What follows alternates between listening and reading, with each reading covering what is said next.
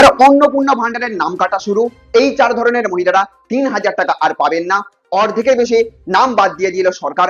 আপনি এর আগে টাকা পেয়ে থাকলেও আর নাও পেতে পারেন টাকা।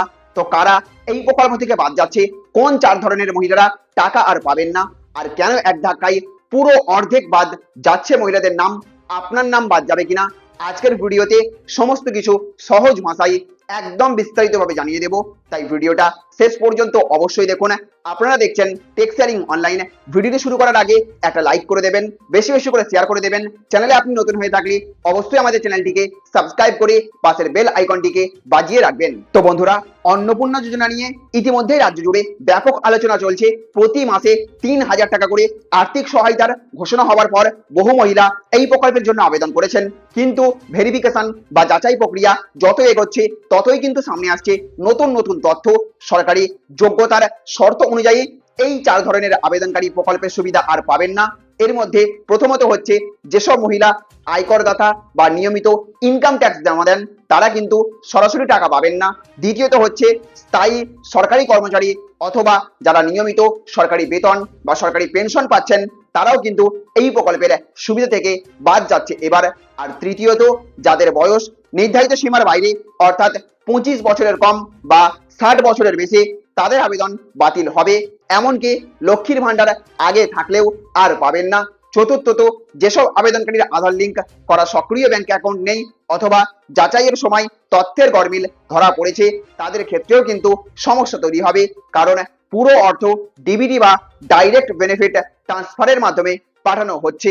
অর্থাৎ ডিবিটি যদি গন্ডগোল থাকে তাহলে আগের মাসের টাকা পেলেও আগামী পরের মাসের টাকা কিন্তু আর পাবেন না।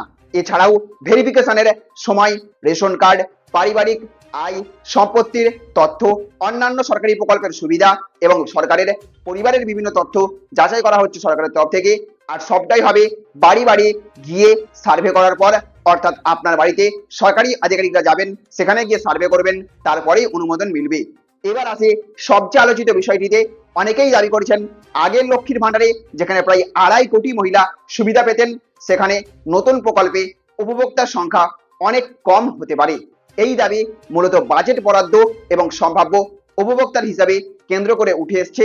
বিভিন্ন মহলে আলোচনা চলছে যে প্রকল্পের জন্য বরাদ্দ অর্থ এবং মাসিক 3000 টাকা হারে ভাতা দেওয়ার হিসেব করলে উপভোক্তার সংখ্যা আগের তুলনায় অনেক কম হচ্ছে, অর্থাৎ প্রায় অর্ধেক হয়ে যাচ্ছে।